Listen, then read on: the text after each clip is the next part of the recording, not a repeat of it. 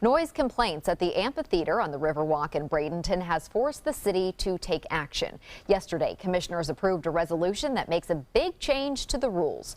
ABC 7's Rick Adams is joining us live from the amphitheater with more tonight on this. Rick.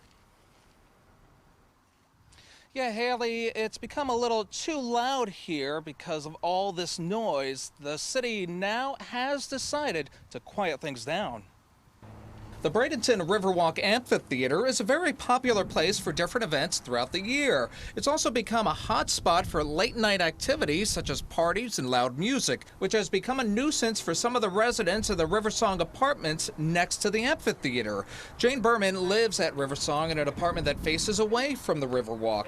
Although she typically doesn't hear the noise, she is empathetic towards her neighbors. I do feel for them if they're that affected by it, but like I said, it doesn't affect my way of living at all. On Wednesday, Bradenton City Commissioners approved a resolution that shuts down the amphitheater for any unauthorized events from 9 p.m. until 7 a.m. every day, giving police now the authority to ask people to leave who aren't complying with the new rules. When it got to the point where we had residents calling us a lot and coming to city council meetings, it was obvious that it was something we need to look into. For RIVERSONG resident Robert Davis, his apartment sits a little further away from the amphitheater. He tells us he is not too sure if this resolution is absolutely necessary. I hadn't really had much trouble with it, although, like I said earlier, my hearing's not the best in the world, so some of my other neighbors it might have affected more than I. The city says that locks were recently placed on outlets to help curb the late-night noise.